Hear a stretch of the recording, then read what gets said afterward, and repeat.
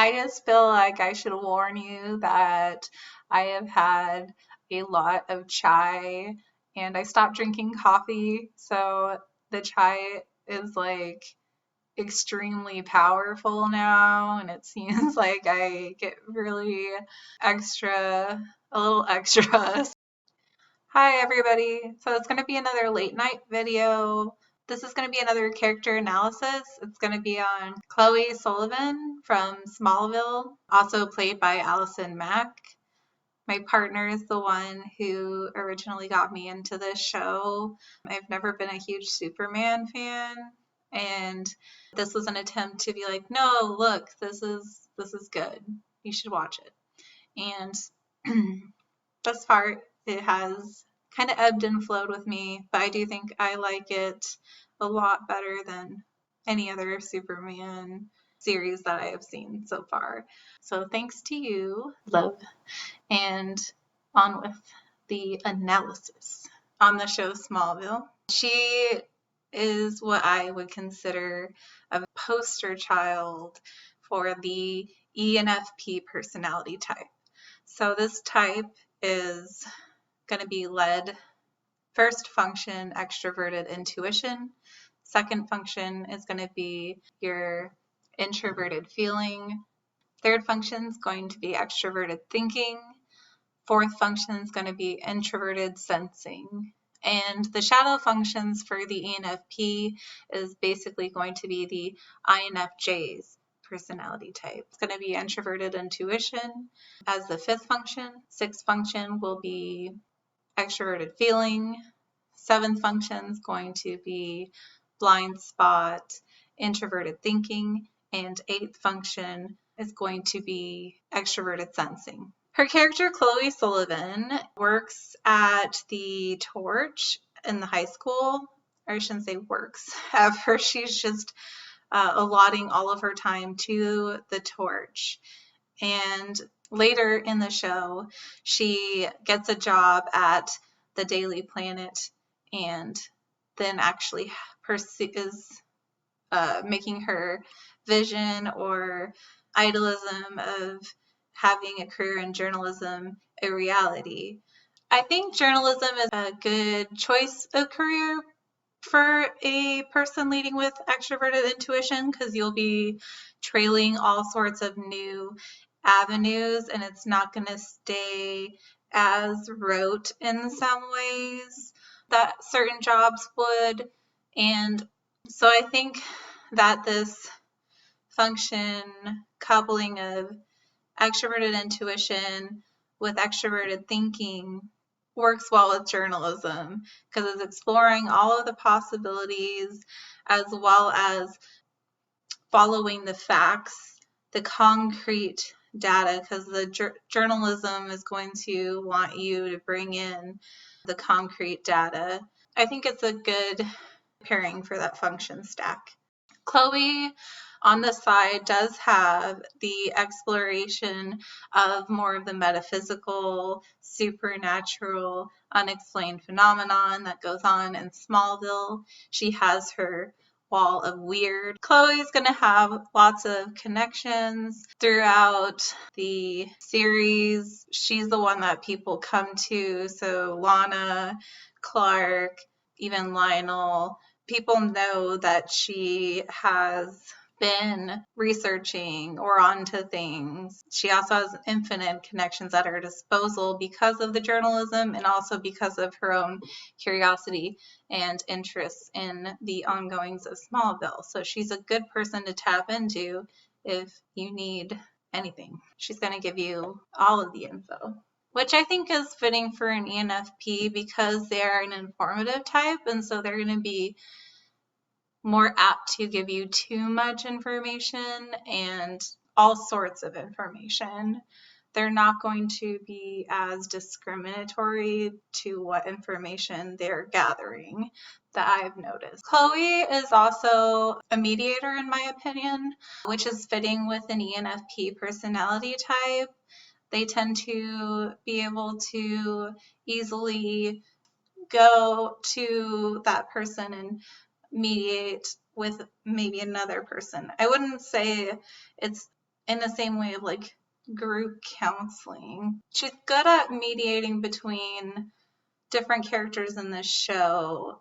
Particularly the one that comes to mind for me is mediating between her best friend Lana and her love for a good portion of the show is Clark Kent or Superman. But Clark Kent has affections for Lana, so his feelings for Chloe are not the same as she feels for him. So it's a love triangle, but Chloe handles it with a lot of finesse. She does her best to just be the friend for Lana, and she does the best to be just the friend for Clark and not let her feelings get in the way. So later in the series, spoiler alert, she discovers that she has meteor powers. So she goes through the process that she's a meteor freak herself. All the people she's been studying that are on her wall of weird, well, now she is also a meteor infected person. But her power, though, is she has the ability to heal someone physically. I feel like this is very intuitive, feeler-esque in general, is the natural gift of healing or aiding in people improvement and growth. This one is just going to be more of a superpower, so she's healing them physically. It still, I think, it's a cool choice that they did for her character. About her personality, Chloe is very optimistic, and my partner described her as peppy, and I couldn't agree more. This is the really lovable qualities of an ENFP, and they are really, I think, it's magnetizing and it's very appreciated internally, but I don't know if enough people externally express how much the ENFP brings as far as their sparkle and pizzazz. It just seems like most of the time they're on, and it's not always recognized that energy and vivaciousness that is put out, because it's just so effortless. Like, it seems effortless to everybody else, probably. So I think that's why they're not getting enough kudos. But you guys deserve kudos because it's a very lovable and endearing quality. My last point about Chloe is that she's able to read the intentions of others really well. A lot of people throughout the show kind of have mixed interpretations of the Luthers. Are they good? Are they bad? So Lex and Lionel, do they have good motivation? Are they to be trusted? Clark goes back and forth with Lex for a long time as his friend, but I feel like Chloe, for the most part, and I discussed this with my partner, I think we both agree that she seems to stay pretty much aware of the Luther's intentions throughout the show. So it's not like she's ever one pulled over her head. Last question's going to be on the NXIVM cult. These are always fucking crooked. So I pulled it up right here because I want to give the actual names of the people. So NXIVM cult, there's Keith Rainier, and he's the male founder of this group, and Allison Mack is going to be his right-hand lady, essentially. She gets introduced to this group by Christian Kruick, which is interesting because that's also a cast member from Smallville, and she plays Lana Lang.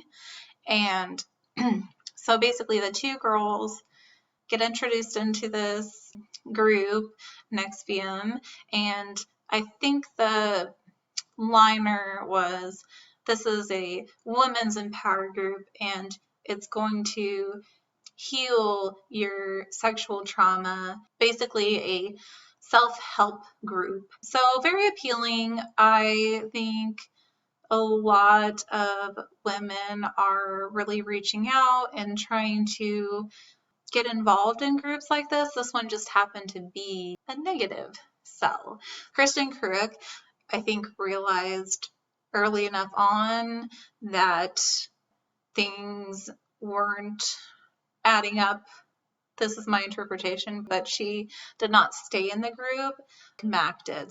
She got hook, line, and sinkered into this group. It was a master slave organization, so the man at the top would have the women serving for him and doing his bidding. And so she was the pitch girl, which kind of goes with ENFP. So I think her talents were sussed out by this predator, and he could just naturally spot the perfect person, right? The perfect person for the job.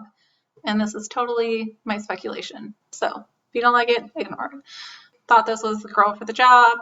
And the ENFP personality type is a really good personality type for inspiring and motivating and delivering a message and making people feel accepted and they're in a safe space. This cult is interesting because it was also a business marketing practice. So this group was also a multi-level marketing group. This article says a lot of people have classified as a pyramid scheme. The main component of this cult was that it was a sex slavery cult. So the male at the top hooked Allison in. She recruited the women and they were branded. I think it's a good example of what could happen with an ENFP, how they could be misled or manipulated, maybe not know how deep they've gotten until it's too late.